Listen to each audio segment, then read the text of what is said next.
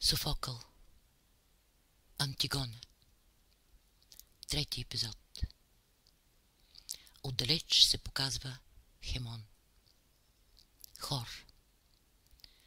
Царю, ето го Хемон, твоят син последен. Той дали не иде в скръб за Антигона, негова невяста, да оплаква своето брачно изгубено ложе? Крион. И без гадател ние по-добре ще го узнаем. Сетната присъда, след като чу за своята невяста, ти с гняв ли дойде, синко, при баща си? Или, каквото ние да сме решили, за тебе пак ще бъдем драги? Хемон. Татко, аз твой съм. Твоите праведни съвети ме ръководят. Аз по тях изследвам. Какъв по-ценен брак за мен от този, в който ти си мой наставник? Крион. Тъй, мой синко, трябва всякога да мислиш. Пред всичко имай бащината воля. Ако възнасят хората молби към боговете за чада послушни, то е на врага да въздадат те за злото зло. И също, като баща си, приятел с почест да посрещнат. А онзи, който в своите чада поддръжка няма, за него ще рекат, че е обречен на мъки и на присмехи от враговете. Пази, мой синко, своя разум от съблазни женски и помни, жената, с коя живот и ложа ще делиш, щом злае, той нейните обятия противни са. Каква по-лоша язва от зъл другар и от таква с девойка? Като от враг ти отвърни се, нека фаида дири тя съпруг достоен. Тъй като тя една от целия град на моята заповед не почини се, но пред града лъжец не ще бъда аз, тя ще умре.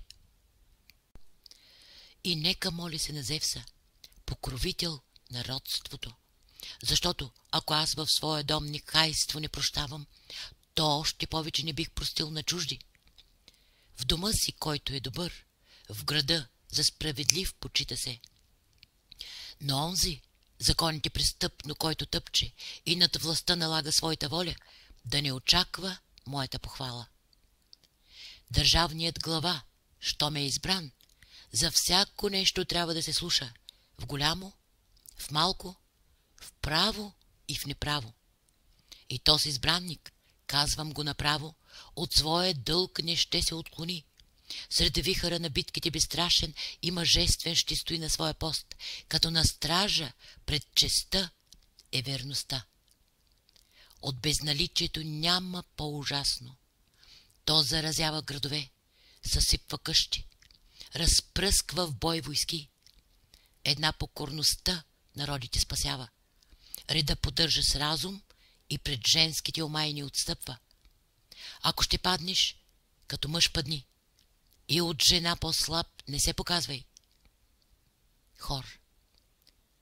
Ако ума ни старостта не е взела, то струват ни се твоите думи прави.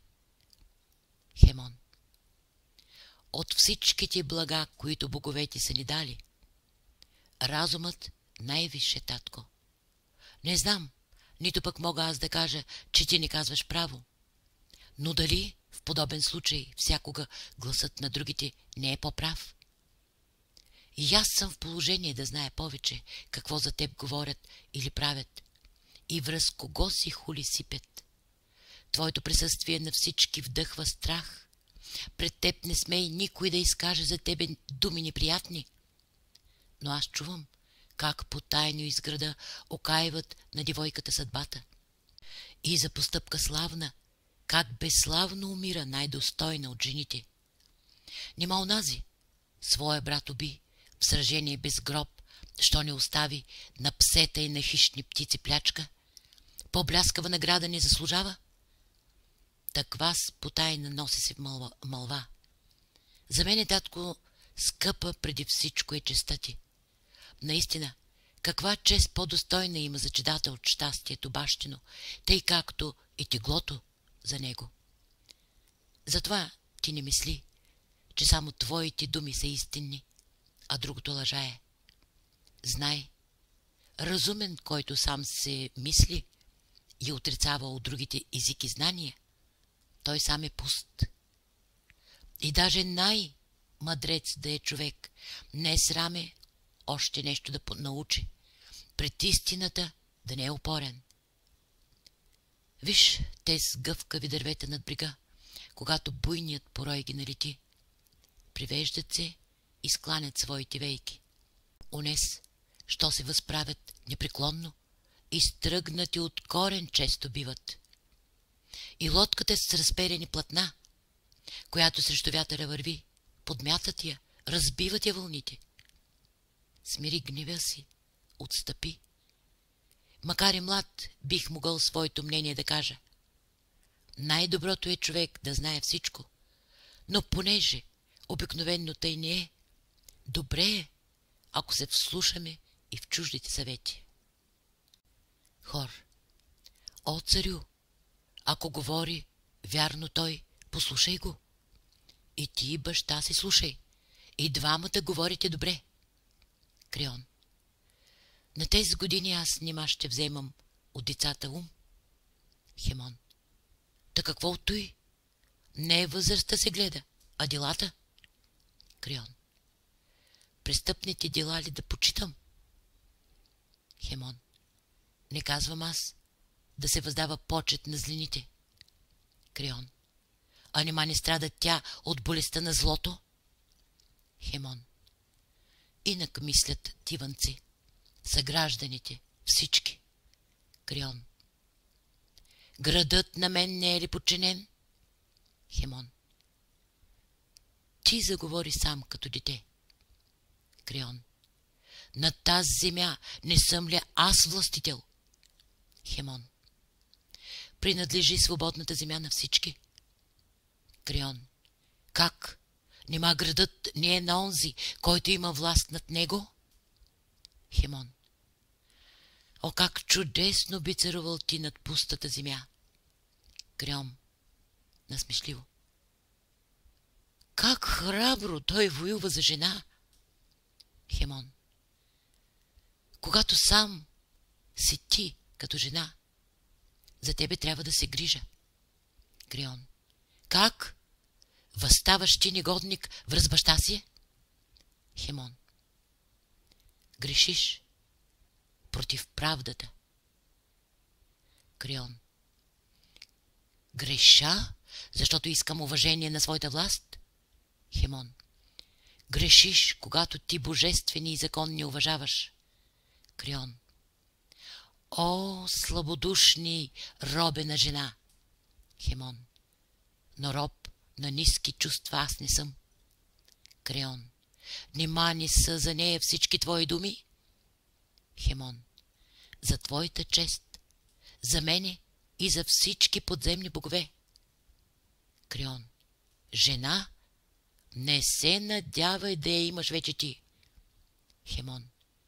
Когато тя умре, и друг с нея ще умре. Креон. Ти смееш да заплашваш? Хемон. Безумни думи само гдето има. Защо да те заплашвам? Креон. Знай, за думите си ще се каеш и безумни сам ще наречеш. Хемон. Нарекал бих тя безразумен. Баща да не ми беше. Креон. Роб на жена, да хулиш, престани. Хемон.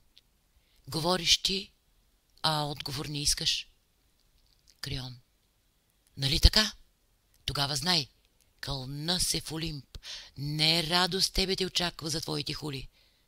Доведете тук престъпницата горда, пред очите на нейния жених. Тя да умре. Хемон.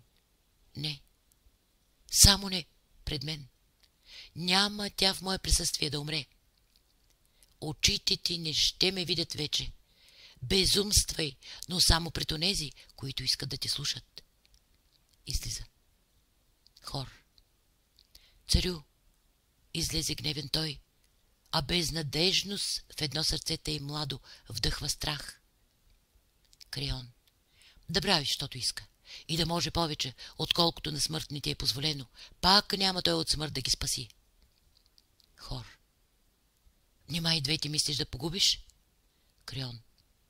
Ти имаш право. Няма да погубя у нас, която до трупа се не докосна. Хор. За другата каква смърт отреди? Крион. Аз ще поръчам да я отведат в пустинята, където човешки крак не стъпва. Жива там ще я заровя в пещера подземна. Ще й оставя само толкова храна, та смъртта й да не оскверни града ни. Излиза. Трети стазим. Хор. Строфа. Ерос, Бог непобедим, ти, що властваш над всички земни властелини, който нежните лъни пазиш и на всякоя девойка ти, морета ще прелиташ и в свърталищата влизаш на самотните сираци. От теб никой не избягва, ни безсмъртен, ни човек. И безумство обладава победените от тебе. Антистрофа. Ти увличаш в неправда праведни сърца, за тях на пагуба и грозна чест. В мирните семейства носиш крамоли и разпри. Само погледа невинен на девойка под отпуснати ресници над законите най-свята и божествени сияят. А над нас богиня Афродита, вечно млада, за препятствия световни никакви не ще да знае.